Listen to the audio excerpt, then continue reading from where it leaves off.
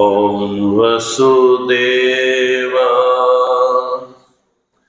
सुतं देवं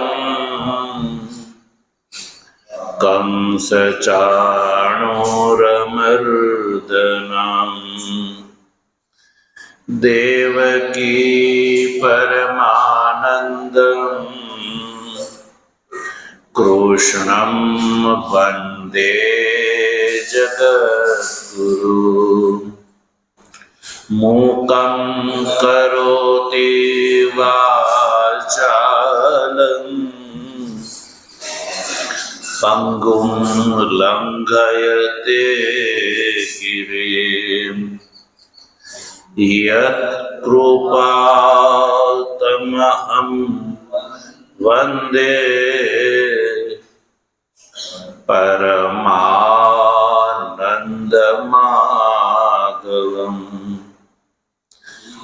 शङ्करं शङ्कराचार्यं केशवं बादरायणम् सूत्रभाष्यो कृतौ वन्दे भगवन्तौ पुनः पुनः। ईश्वरो गुरुरात्मेति मूर्तिभेद विभागिने व्योमवद्व्याप्तदेहाय दक्षिणामूर्तये नमः। ओम शांति शांति शांति।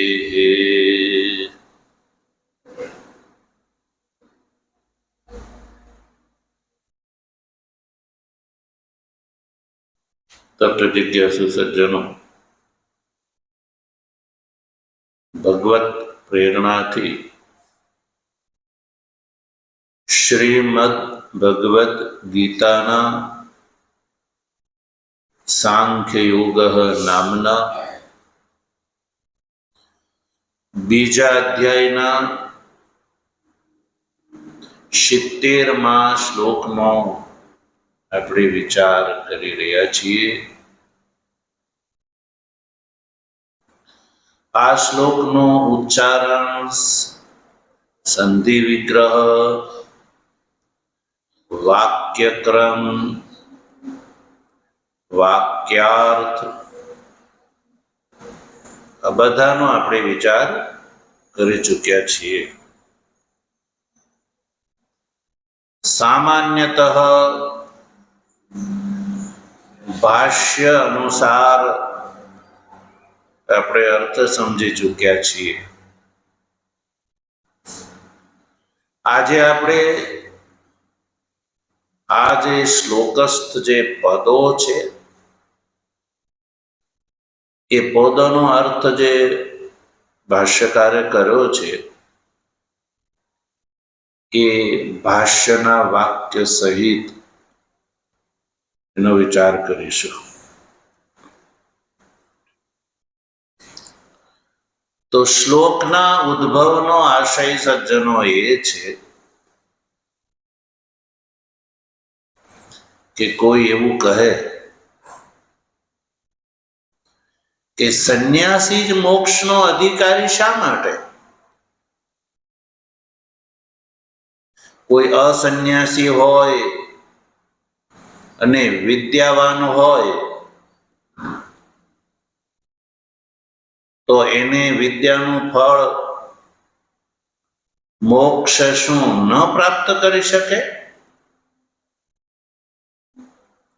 શા માટે એવો નિયમ કરવામાં આવે છે કે વિદ્વાન સંન્યાસી હોય એ જ મોક્ષ પ્રાપ્ત કરી શકે? સંન્યાસીની સાથે વિદુષ હોય, વિદ્વાન હોય એ જ મોક્ષ પ્રાપ્ત કરી શકે? એવો નિયમન શા માટે? આ જે વાત ભગવાન શ્રી કૃષ્ણના મનમાં ઉઠી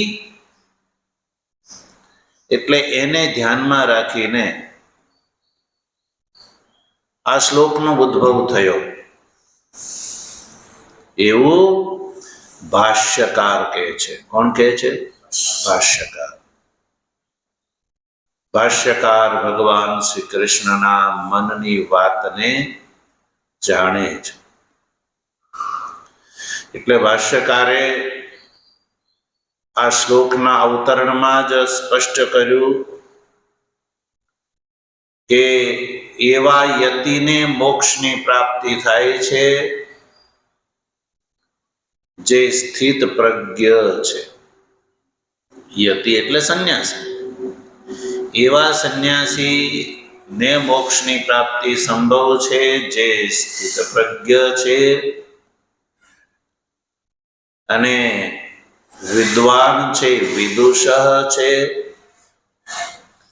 અને એષણાત્રય નો ત્યાગી છે. એષણાત્રય એટલે લોકેષણા, વિત્તેષણા અને પુત્રેષણા. એ ત્રણેય એષણા પ્રત્યે જેને દુઃખ બુદ્ધિ છે, અનિત્ય બુદ્ધિ છે, મિથ્યા બુદ્ધિ છે,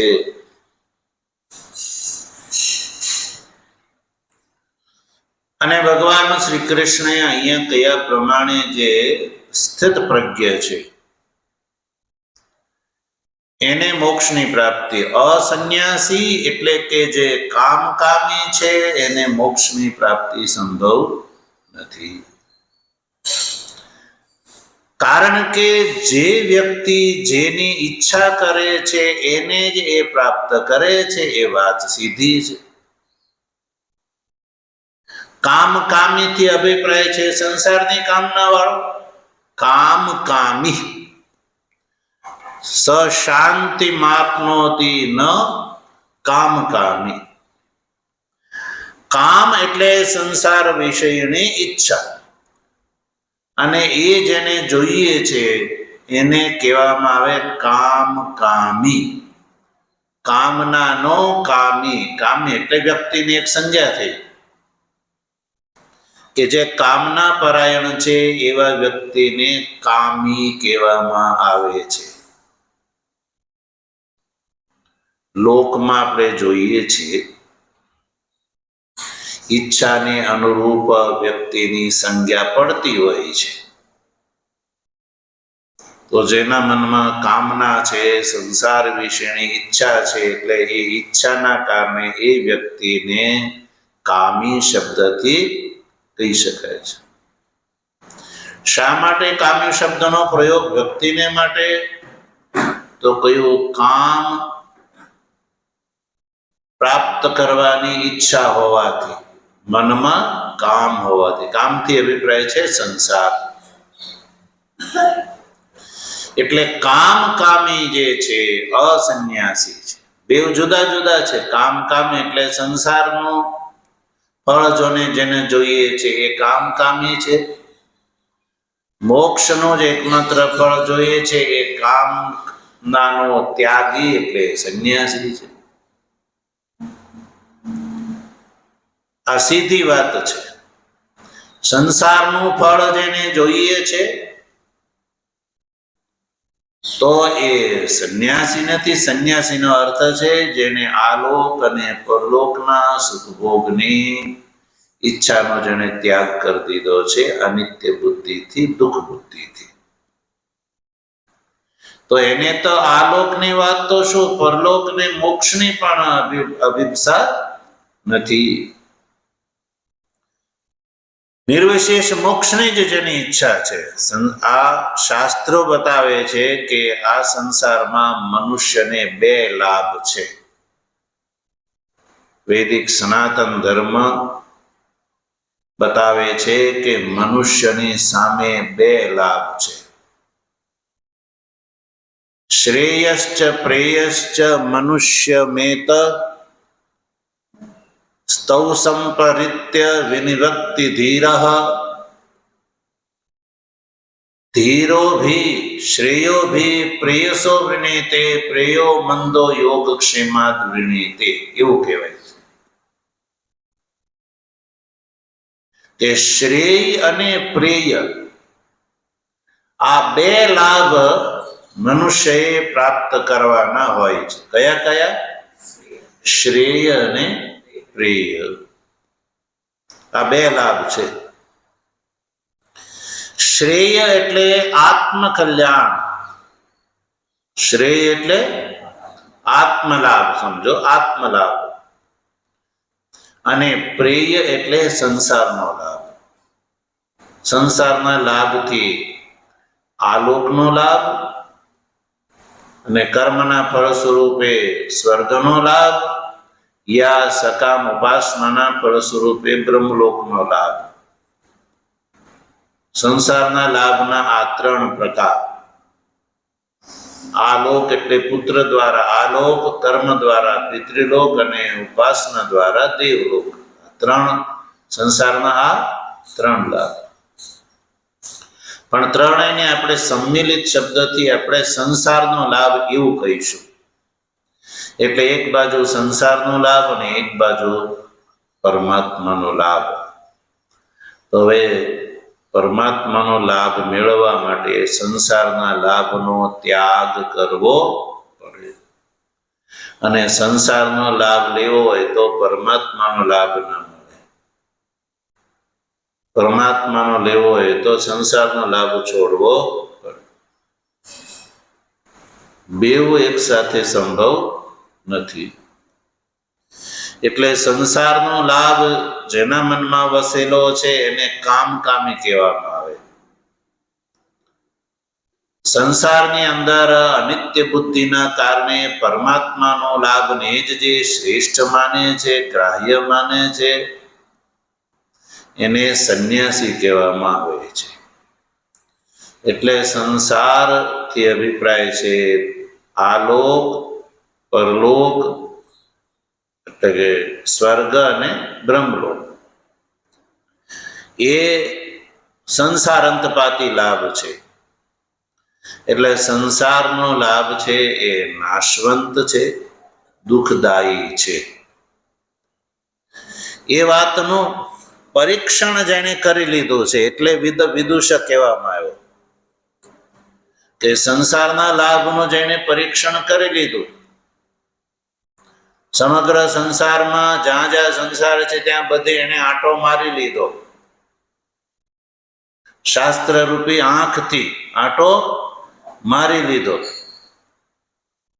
અને આંટો મારવામાં શાસ્ત્ર રૂપથી આંટો મારવો હોય કે આલોક પરલોક એ બધા નાશવંત છે, એ આંટો મારવાનું એક જ પ્રકરણ શાસ્ત્રોમાં જોવા મળે છે, છાંદોગ્ય ઉપનિષદમાં અને બૃહદારણ્યક ઉપનિષદમાં. છાંદોગ્ય ઉપનિષદની અંદર પંચાગ્નિ વિદ્યા પ્રકરણ, કેવું, જેનો આપણે સાયંકાળમાં વિચાર કરી રહ્યા છીએ, એ પંચાગ્નિ વિદ્યા પ્રકરણ જે છે એના વિચારથી સજ્જનો એ વાત નિશ્ચિત થઈ જાય છે કે આ લોકનો લાભ છે તો નાશવંત છે, એ આંખથી દેખાય છે કે આ લોકમાં કોઈ વસ્તુ શાશ્વત નથી, સુખદાયી નથી, એ પ્રત્યક્ષ દેખાય છે. રહી વાત કર્મનો લાભ, તો જે કર્મ દ્વારા સ્વર્ગલોકને પ્રાપ્ત કરવા ચાહે છે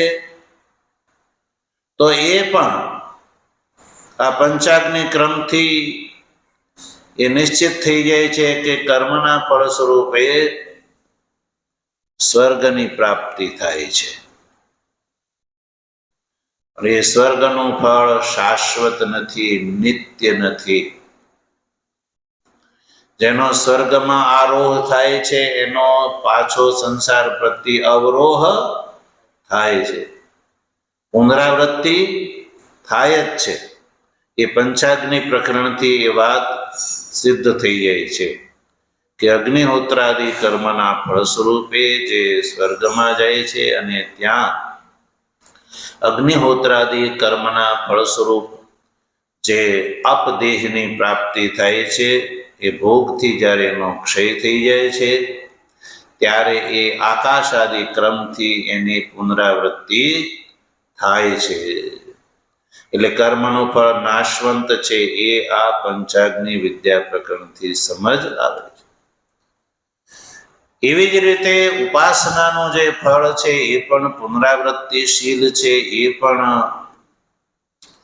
પુનરાવૃત્તિ કથમ પુનરાવર્તન તે એ પ્રશ્નના ઉત્તરમાં આપણે જાણી ચૂક્યા કે કર્મના ફળ સ્વરૂપે જે સ્વર્ગમાં જાય છે, ઉપાસનાના ફળ સ્વરૂપે અર્ચી માર્ગથી બ્રહ્મલોકમાં જાય છે. અને બ્રહ્મલોકમાં ગયેલાને માટે શ્રુતિએ એક શબ્દ પ્રયોગ કર્યો, ઇમમ માનવમ આવર્તમ ન આવર્તન તે. એટલે કે બ્રહ્મલોકમાં જે ઉપાસનાના ફળ સ્વરૂપે ગયેલો જે જીવ છે એ સજ્જનો આ કલ્પમાં પાછો નથી આવતો, પણ આગલા કલ્પમાં એ પાછો એને જન્મ થાય છે. અને એટલે એ નક્કી થઈ ગયું કે કર્મનું ફળ એ સંસાર છે, ઉપાસનાનું ફળ સંસાર છે, સંસારથી બહારનું ફળ નથી. આવો જેને નિશ્ચય થઈ ગયો એટલે એને વિદ્વાન વિદુષ કહ્યું. અને વિદ્વાન જે જાણકારી છે કે કર્મનું ફળ અનિત્ય છે, સંસાર અંતપાતી છે, એટલે જ જેની ત્રણેય પ્રકારની એષણા દૂર થઈ ગઈ છે. કઈ કઈ? પુત્રની એષણા, વિત્તની એષણા અને લોકની એષણા. ત્રણેય પ્રત્યે સજ્જનો જેને દુઃખ બુદ્ધિ છે, અનિત્ય બુદ્ધિ છે, તો પછી એની કામના એ કેવી રીતે કરે? એટલે ત્રણેય એષણા જેને છૂટી ગઈ છે. અને એટલે જ જે સ્થિત પ્રજ્ઞ છે, એટલે જ જે સ્થિત પ્રજ્ઞ છે, એષણા ત્રય જેની છૂટી ગઈ એનું જ નામ સ્થિત પ્રજ્ઞ. એ જે સ્થિત પ્રજ્ઞ એની પ્રજ્ઞા સ્થિર છે. પ્રજ્ઞા સ્થિર એટલે એકમાત્ર પરમાત્મા એ જ ઉદ્દેશ છે જેનો. અસ્થિત પ્રજ્ઞ ક્યારે કહેવામાં આવે? જ્યારે કોઈ વ્યક્તિ દોલાયિત હોય તો, આ લેવું કે પેલું લેવું, આ હારું કે પેલું હારું, આ દોલાયિત કહેવામાં આવે. કે નક્કી ન કરી શકે કે કયું સારું કયું, યા કયું ગ્રાહ્ય યા કયું ત્યાજ્ય. એ જેને બોધ ન હોય એ દોલાયિત કહેવાય, નક્કી ન કરી શકે. તો એની પ્રજ્ઞા સ્થિર ના કહેવાય. પણ જેણે શાસ્ત્ર પ્રમાણથી, યુક્તિ પ્રમાણથી એ નિશ્ચય કરી લીધો કે એકમાત્ર પરમાત્મા એ જ ગ્રાહ્ય છે અને મનુષ્ય શરીરનો ઉદ્દેશ એ જ છે. પરમાત્માથી ભિન્ન સંસાર ચાહે આલોક વિષયક હોય, સ્વર્ગલોક વિષયક હોય કે બ્રહ્મલોક વિષય હોય, એ સંસાર છે ને સંસાર અનિત્ય છે. આ વસ્તુનો જેને નિશ્ચય થઈ ગયો તે એની સામે એક જ પ્રજ્ઞા રહે છે, પરમાત્મા વિષયની. તો એકમાં પ્રજ્ઞા જવે એને નામ સ્થિર પ્રજ્ઞા કહેવામાં આવે. પરમાત્મા સિવાય કઈ વસ્તુ જેને ગ્રાહ્ય નથી, એ સિવાયનું બધું જેને માટે ત્યાજ્ય છે. એટલે એ સ્થિર યા સ્થિત પ્રજ્ઞા જે કેવો એ કહી શકાય. પ્રજ્ઞા જેની સ્થિર છે યા પ્રજ્ઞા જેની સ્થિત છે પરમાત્મામાં. ઉદ્દેશ એકમાત્ર પરમાત્મા છે એટલે પ્રજ્ઞા સ્થિર યા પ્રજ્ઞા સ્થિત બંને કહી શકાય. એટલે સ્થિત પ્રજ્ઞા છે અને એને જ મોક્ષની પ્રાપ્તિ સંભવ છે. જે અસન્યાસી છે, કામકામી છે, તો એ તો કામકામી એટલે સંસાર વિષયક પદાર્થની ઈચ્છા વાળો, સંસારની અંદર એને સુખ બુદ્ધિ છે. આલોકના પરલોકના સુખ જે ચાહે છે તો એનો ઉદ્દેશ તો સંસાર થયો, પરમાત્મા તો થયો નહીં. તો પછી એ મોક્ષનો ભાગીદાર કેવી રીતે થઈ શકે? સીધી વાત છે. જે મોક્ષ તરફ જેનું ગમન જ નથી, ઉદ્દેશ જ નથી જેનો, તો એ ઉદ્દેશ નથી તો એ કેવી રીતે પ્રાપ્ત કરી શકે? કોઈ વ્યક્તિ એમ કે ભાઈ મારે વિદેશમાં જવું જ નથી, દેશાંતરમાં યા અમુક જગ્યાએ જવું જ નથી, તો પછી એ સ્થળને કેવી રીતે પ્રાપ્ત કરી શકે? જે તરફ જતો જ નથી, જે તરફ એની ગમન જ નથી સજ્જનો, તો એને એ લાભ મળવાનો કેવી રીતે? તો લાભ જે છે એનો ઉદ્દેશ કરવો પડે છે. તો જે સંન્યાસી છે એનો તો ઉદ્દેશ જ પરમાત્મા છે, અને કામી એટલે કે જે ગ્રહસ્થી છે એનો તો ઉદ્દેશ જ ઘર ગ્રહસ્થી છે, કે આ લેવું છે, તે લેવું છે, પેલું લેવું છે. હવે જેનો આ લોક પ્રત્યે જ વૈરાગ્ય ન હોય તો સ્વર્ગ અને બ્રહ્મલોકની વાત તો દૂર છે સજ્જનો. એટલે ભગવાન શ્રી કૃષ્ણ બિલકુલ યોગ્ય કહે છે કે કામી અસન્યાસી છે એ મોક્ષનો ભાગીદાર નથી થઈ શકતો, કિંતુ જે વિદુષ છે, એષણાત્રયનો ત્યાગી છે, સ્થિતપ્રજ્ઞ છે, એવો યતિ જે છે એ મોક્ષનો ભાગીદાર થાય છે. એ વાત આ 70મા શ્લોકમાં ભગવાન શ્રી કૃષ્ણએ કરી છે. તો પછી કેવી રીતે ભગવાને કહ્યું આ શ્લોકમાં? તો સમુદ્રના દ્રષ્ટાંતના માધ્યમથી કહ્યું. જેવી રીતે સમુદ્રનું દ્રષ્ટાંત છે કે યદ્વત આપઃ આપૂર્યમાણમ અચલ પ્રતિષ્ઠમ સમુદ્રમ પ્રવિશંતિ. જેવી રીતે આપ એટલે કે જળ. શ્લોકમાં આપ શબ્દ, હવે ભાષ્યથી આપણે જવાનું છે ને, ભાષ્યકારે પદોનો શું અર્થ કર્યો છે? તો આપઃ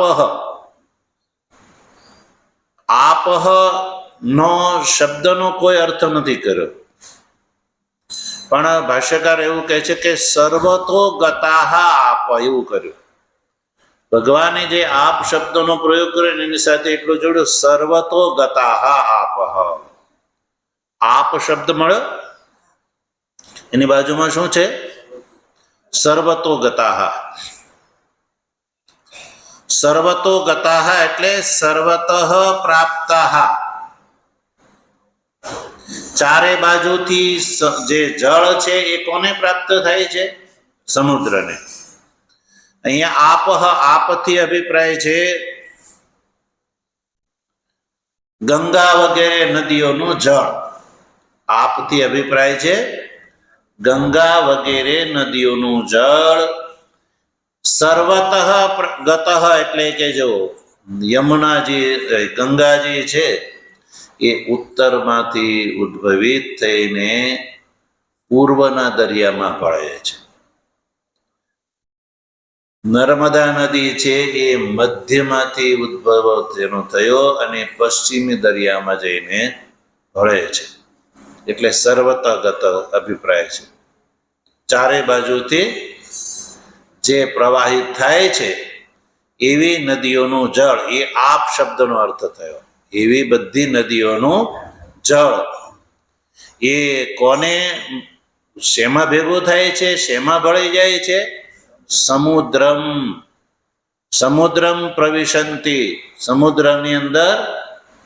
જો સમુદ્ર શબ્દ જે છે એ પ્રસિદ્ધ છે એટલે એનો અર્થ કરવાની આવશ્યકતા નથી. સમુદ્રમ જ. સમુદ્રની અંદર પ્રવેશ કરી જાય છે. પ્રવિશંતિ શબ્દનો પણ ભાષ્યકારે કોઈ અર્થ કર્યો? પ્રવિશંતિ.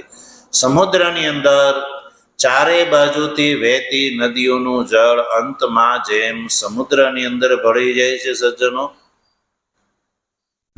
અને છતાંય સમુદ્ર જે છે એ અવિક્રિય રહે છે. એ મુખ્ય વાત છે. ચારે બાજુથી વહેતી નદીઓનું જળ અંતતો ગત્વા સમુદ્રમાં જઈને ભળે છે, છતાં પણ સમુદ્ર જે છે એ અવિક્રિય રહે છે. અવિક્રિય એટલે વધતોય નથી અને ઘટતો નથી. એટલે સમુદ્રના બે વિશેષણ વાપર્યા આ વાત કહેવા માટે ભગવાને. આપૂર્યમાણમ અચલ પ્રતિષ્ઠમ. એટલે સમુદ્ર જે છે સજ્જનો એ જળથી આપૂર્યમાણ જ છે. એવું નથી કે ગંગા વગેરે નદીઓ આવે તો જ સમુદ્ર ભરેલો રહે. નદીઓનું જળ સમુદ્રમાં જાય કે ન જાય? સમુદ્ર તો આપૂર્યમાણમ છે, અદભિહી આપૂર્યમાણમ, એટલે જળથી લબાલબ એ ભરેલો જ રહે છે. ગંગા નદીઓ ચાહે એને મળવા આવે કે ન આવે, સમુદ્રને કોઈ અભિપ્સા રહેતી નથી થતો.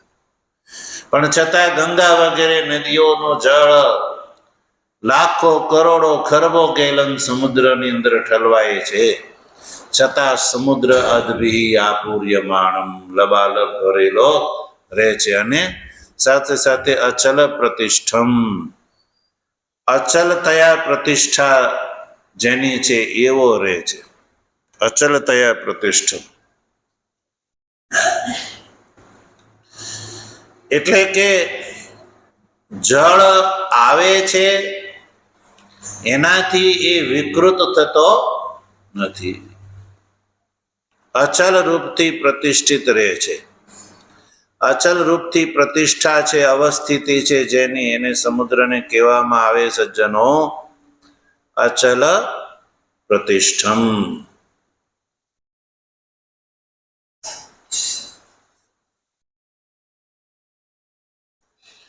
તો આવો આ સમુદ્રના બે વિશેષણો છે. આવા બે વિશેષણોથી યુક્ત સમુદ્રની અંદર જ્યારે જળ ભળે છે તો સમુદ્ર જે છે એ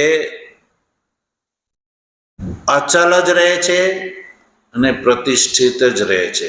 અચલથી અચલ થયા જ પ્રતિષ્ઠિત રહે છે. અચલશ્ચ અસો પ્રતિષ્ઠા ચ અચલ પ્રતિષ્ઠમ, અચલ રૂપથી પ્રતિષ્ઠિત રહે છે, અર્થાત ચલિત થતો નથી. બસ એવી રીતે, તદ્વત મને એવી રીતે, તદ્વત શબ્દ છે ને શ્લોકમાં, તદ્વતનો અર્થ પણ ભાષ્યકારે નથી કર્યો. તદ્વત એટલે તદ્વતમાં તદ શબ્દનો અર્થ છે સમુદ્રમ, એટલે તદ્વતનો અર્થ થયો સમુદ્રમ વત, એટલે સમુદ્રની જેમ.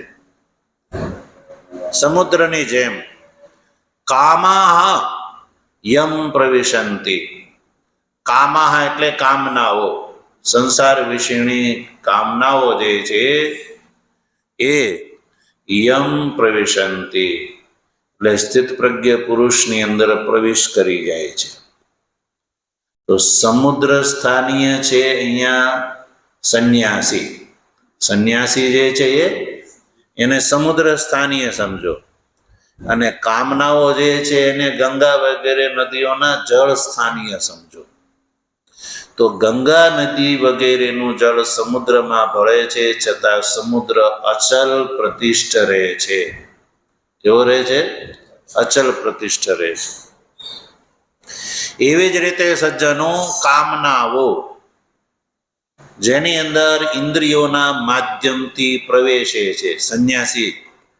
સંન્યાસીનું બહારનું જીવન તો સામાન્ય મનુષ્યની જેમ જ હોય છે. સ્થિતપ્રજ્ઞ સંન્યાસીનું જીવન એ પણ ઇન્દ્રિયો દ્વારા શબ્દાદિ વિષયોને શ્રવણ મનન વગેરે તો કરે જ છે. ઇન્દ્રિયોના નિગ્રહનો અર્થ એ તો નથી કે ઇન્દ્રિયો જે છે એને બંધ કરી દેવી, એ અભિપ્રાય છે જ નહીં, અને એ વાત સંભવ પણ નથી. તો અભિપ્રાય એ છે કે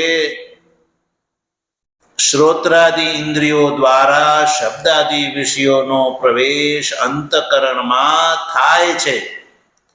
ગંગા વગેરે નદીઓ ચારે બાજુથી સમુદ્રની અંદર ભળે છે, એમ શ્રોત્રાદિ ઇન્દ્રિયોના માધ્યમથી શબ્દાદિ વિષયો જેના અંતકરણની અંદર પ્રવિષ્ટ થાય છે, સંન્યાસીના અંતકરણની અંદર પ્રવેશ કરે છે. સમુદ્રમ ઇવ, સમુદ્રમાં જેમ જળ પ્રવેશ કરે છે એવી રીતે. છતાં પણ એ સમુદ્રની માફક અચલ રહે છે. સમુદ્રની માફક અચલ રહે છે જેનું અંતકરણ સમુદ્રની જેમ અચલ રહે છે. એટલે કે પ્રવેશ કરવા છતાં સ્વાત્મસ્થમ અવિક્રિયમ એવ સંતમ.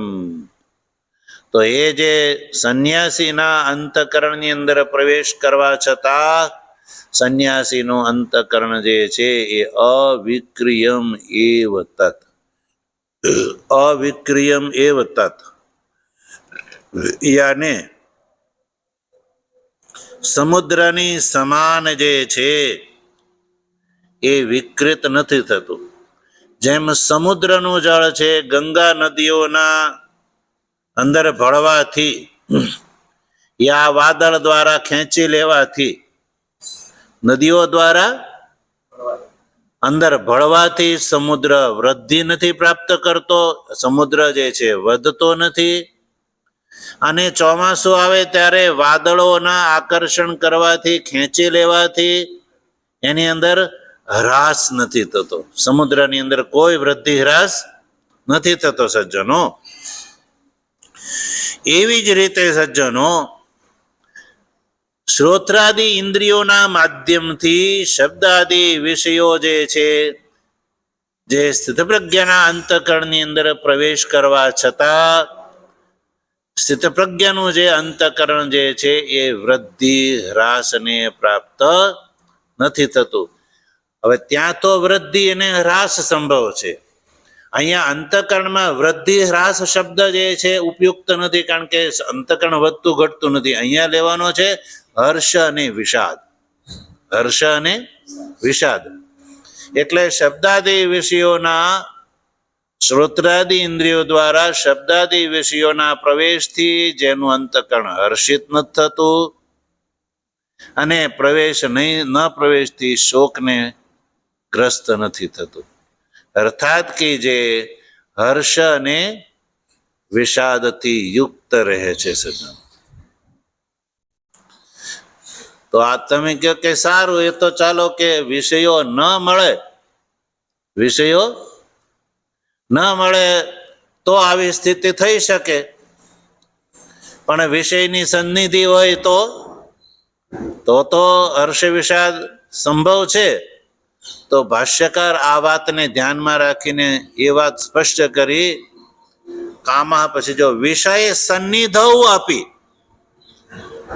વિષય સન્નિધૌ આપી સર્વત ઈચ્છા વિશેષા.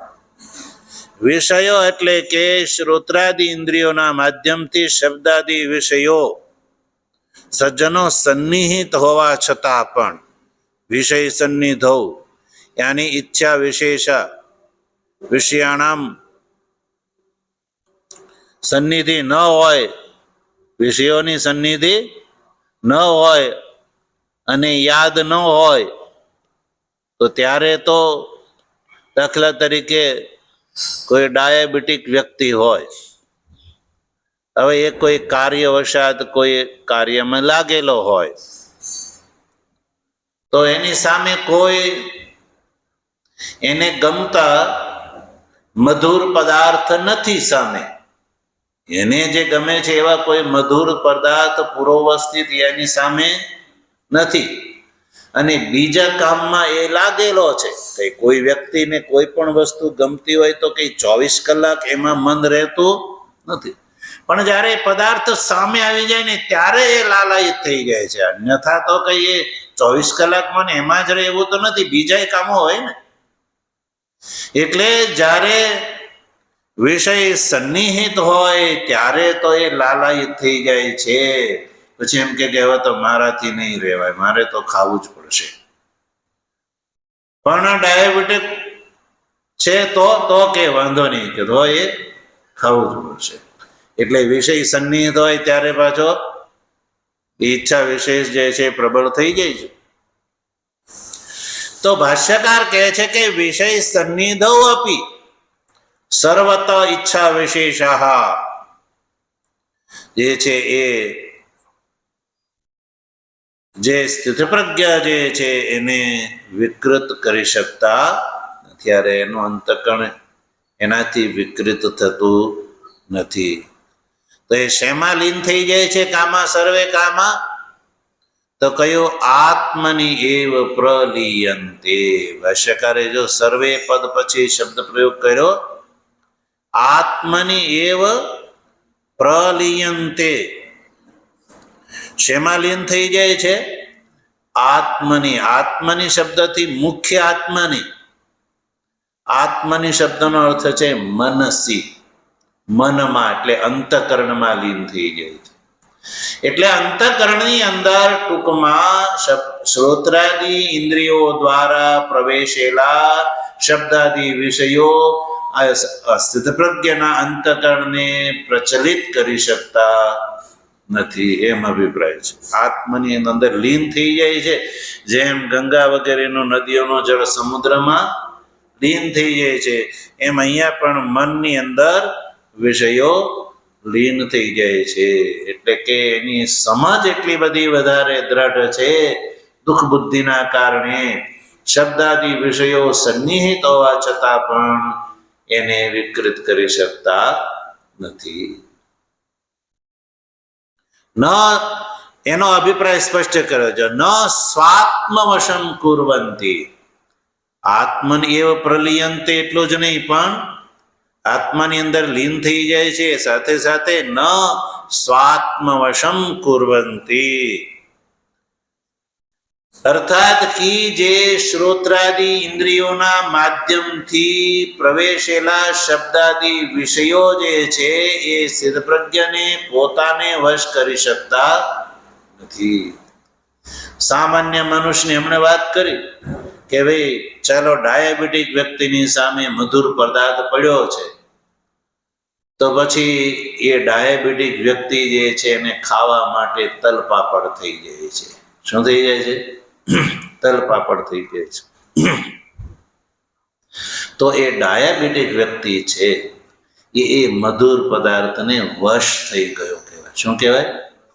વશ થઈ ગયો કહેવાય. એટલે મધુર પદાર્થે એ ડાયાબિટીક વ્યક્તિને વશ કરી દીધો, પોતાના આધીન કરી દીધો. કોણે? વિષયોએ. વિષયોએ એ વ્યક્તિને વશ કરી દીધો. વ્યક્તિએ એ વિષયોને વશ નથી કર્યા, પણ વિષયોએ એ વ્યક્તિને પોતાને વશ કરી દીધો. એટલે એ બધા કામ પડતા મૂકીને એ ખાવા માટે પ્રવૃત્ત થાય છે. તો એ વશ થઈ ગયો, એ વ્યક્તિ વિષયોને વશ થઈ ગયો. પણ જે સ્થિતપ્રજ્ઞા છે એને વિષયો પોતાને વશ કરી શકતા નથી. ન સ્વાત્મવશમ કુર્વંતી, એમ અભિપ્રાય છે. સ્વાત્મવશમ એટલે કામ પરતંત્રમ ન કુર્વંતી, અભિપ્રાય છે. કેમ? કારણ કે એની સમજણ એટલી દ્રઢ છે, વિદુષ છે. વિદુષ એટલે અભિપ્રાય છે કે એને શાસ્ત્રના પ્રમાણથી એ વાત નક્કી થઈ ગઈ છે તે વિષયોથી કેવળ શબ્દાદિ વિષયો નહીં, સંપૂર્ણ સંસાર, આલોક પરલોક બધું જ ગ્રહણ કરવાનું છે. એ આ પંચાગ્નિ વિદ્યા વગેરેના પ્રકરણના અભ્યાસના બળ સ્વરૂપે શાસ્ત્ર પ્રમાણથી યુક્તિથી સભાષ્ય પંચાગ્નિ વિદ્યાનું ચિંતન કર્યું તો એને ખબર પડી ગઈ કે આલોક પુત્રથી પ્રાપ્ત થતો આલોક નાશવંત છે. અગ્નિહોત્રાદિ કર્મના ફળ સ્વરૂપે મળતો સ્વર્ગલોક છે, ત્યાંથી પાછું આવવું પડે છે. અને ઉપાસનાના ફળ સ્વરૂપે પ્રાપ્ત થતો બ્રહ્મલોક જે છે એ સંસાર અંતપાતી છે અને ત્યાંથી તે આગલા કલ્પમાં પાછું આવવું પડે છે. આ વાત જેને દ્રઢ થઈ ગઈ શાસ્ત્ર પ્રમાણથી, તો પછી વ્યક્તિને 3 પ્રકારની કામના હોય છે: આલોકની, સ્વર્ગલોકની અને બ્રહ્મલોકની. હવે 3 કામનાનું એને વિચાર કરી લીધો શાસ્ત્ર પ્રમાણથી, તેને એ નિશ્ચય થઈ ગયો કે ભાઈ આલોક તે ગ્રાહ્ય નથી. અગ્નિહોત્રાદિ કર્મના ફળ સ્વરૂપે પ્રાપ્ત સ્વર્ગલોક જે છે એ નાશવંત છે, ત્યાંથી પાછું આવવું પડે છે. અને બ્રહ્મલોક જે છે એ ઇમમ માનવમ આવર્તમ ન આવર્તનથી શ્રુતિ કહે છે એ સંસાર અંતપાતી ફળ છે. ભગવાન શ્રી કૃષ્ણે પણ આ બ્રહ્મ ભુવના લોકા પુનરાવર્તી નોર્જુન ઇત્યાદિથી કહ્યું છે.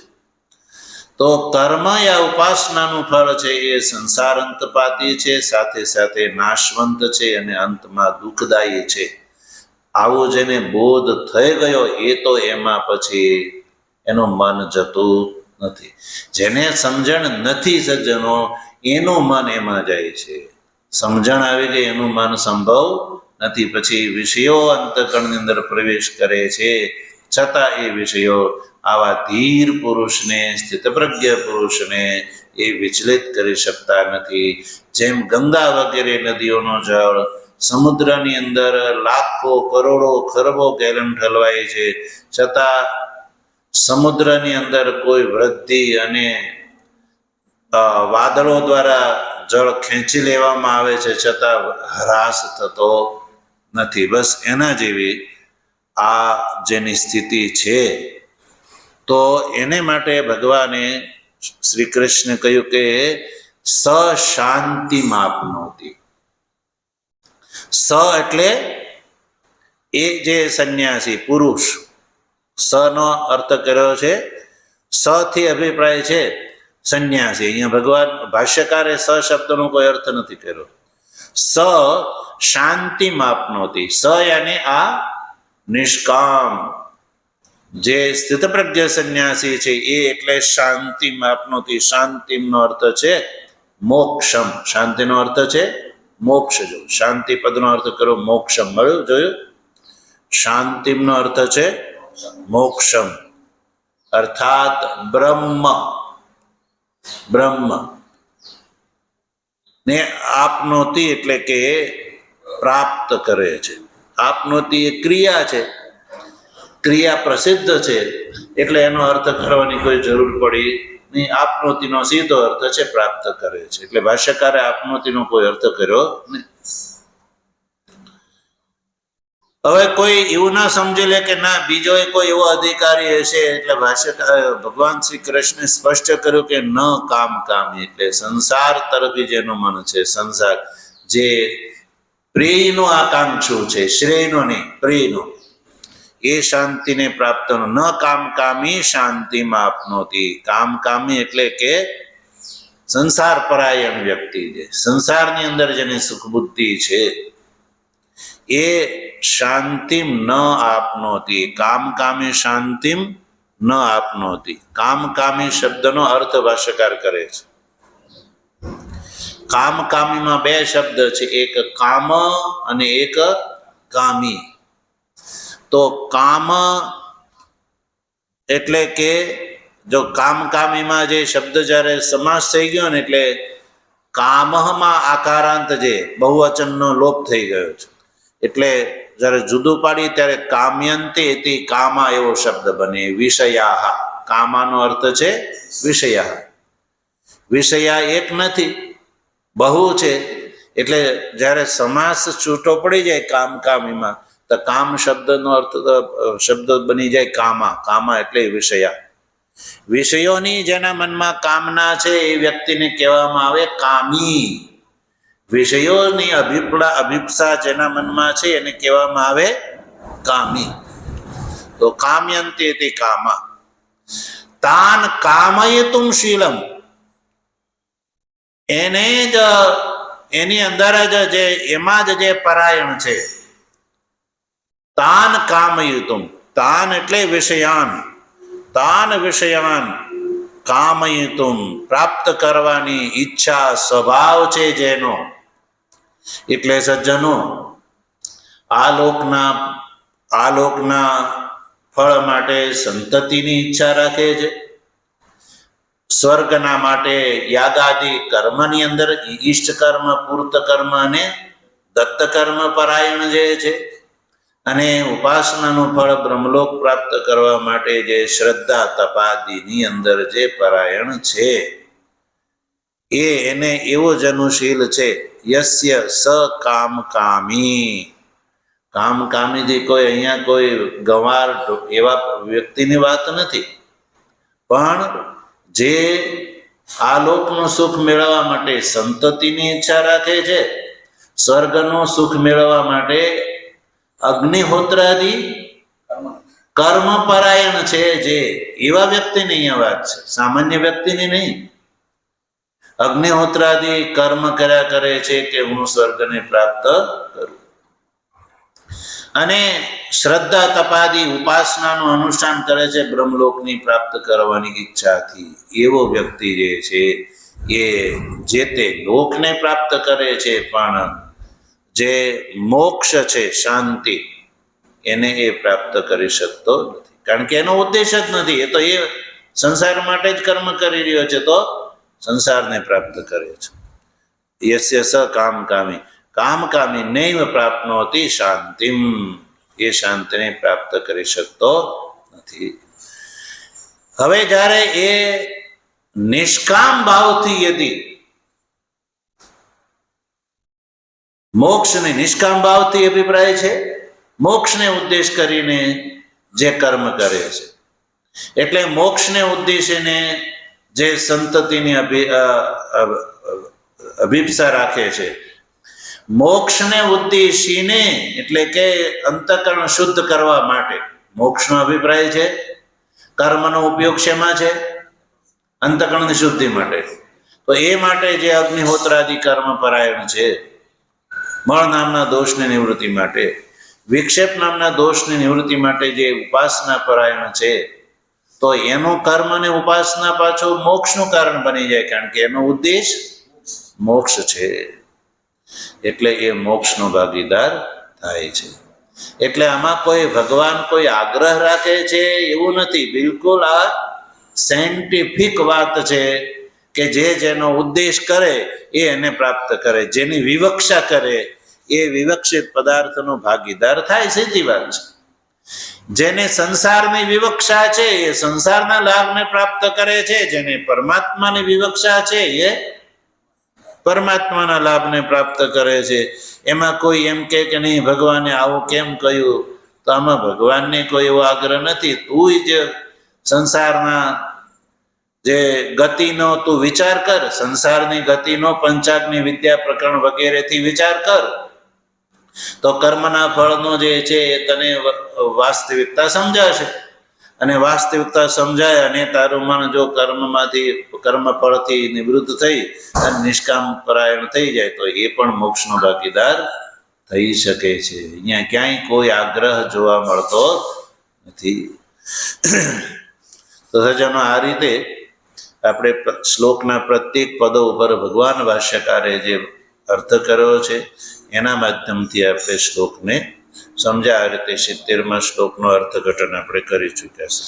ઓમ વસુદેવ સુતં દેવં કંસચાણૂરમર્દનમ દેવકી પરમાનંદમ કૃષ્ણં વંદે જગદ્ગુરુ મૂકં કરોતિ વાચાલં પંગું લંઘયતે ગિરિં યત્કૃપાતમહં વંદે પરમાનંદમાધવં શંકરં શંકરાચાર્યં કેશવં બાદરાયણં સૂત્રભાષ્યકૃતૌ વંદે ભગવन्तૌ પુનઃ પુનઃ.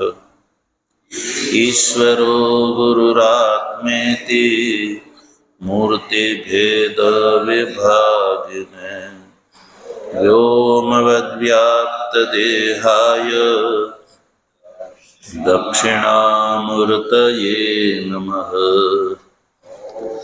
ઓમ શાંતિ શાંતિ શાંતિ.